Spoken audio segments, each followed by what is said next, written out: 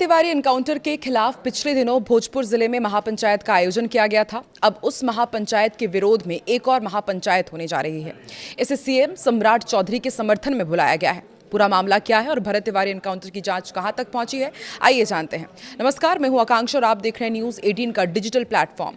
बिहार के भोजपुर जिले में हुए बहुचर्चित भरत तिवारी एनकाउंटर पर राजनीतिक पारा गरमाया हुआ है। इसी बीच एक और महापंचायत का ऐलान हो गया है।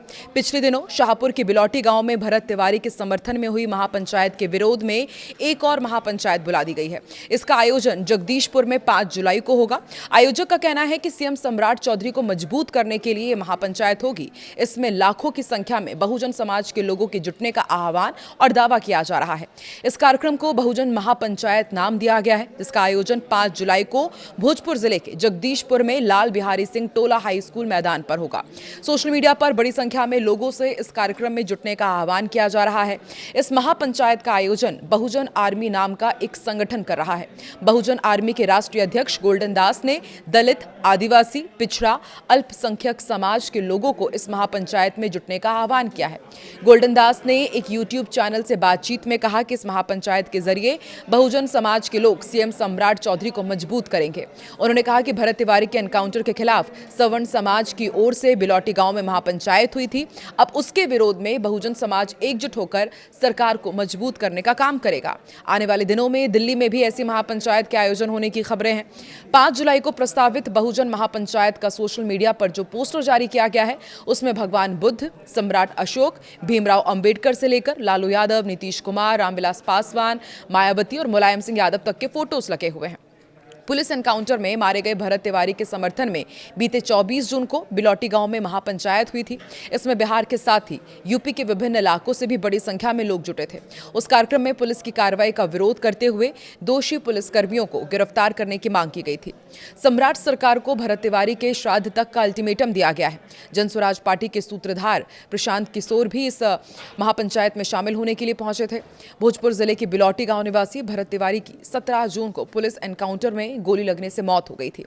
परिवार का आरोप है कि भरत ने अपना हथियार फेंककर पुलिस के सामने सरेंडर कर दिया था और इसके बावजूद उन्हें 5 गोली मारी गई और इसका खुलासा पोस्टमार्टम रिपोर्ट में भी सामने आया है।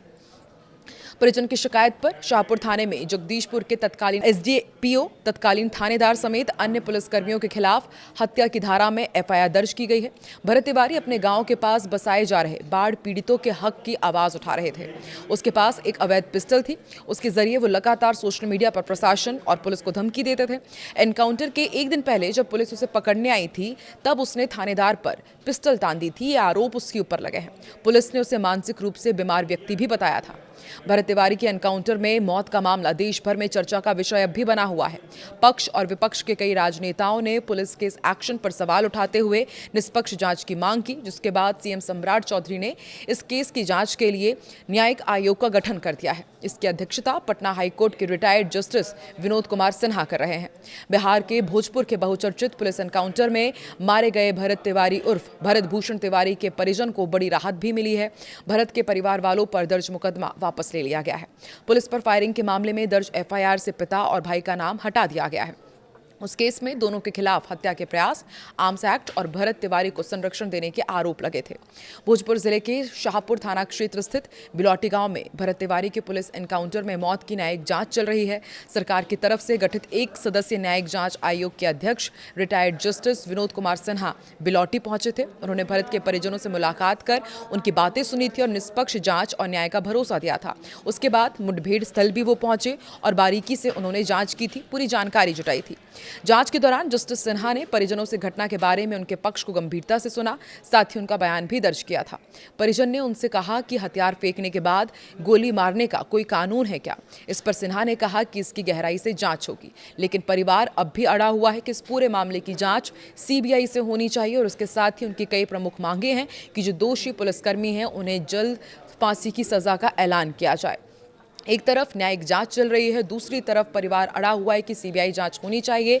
वहीं रिटायर्ड जज जो इस पूरे जांच की अध्यक्षता कर रहे हैं, उनका कहना है कि जांच अच्छे से होगी और जो दोषी हैं वो बख्शे नहीं जाएंगे। आपको क्या लगता है जो नई महापंचायत बुलाई जा रही है और इसके साथ जिस तरह से ये लगातार मामला तूल पकड़ रहा है, अब इस मामले में आगे क्या होने जा रहा है? कमेंट सेक्शन में अपनी प्रतिक्रिया जरूर दें।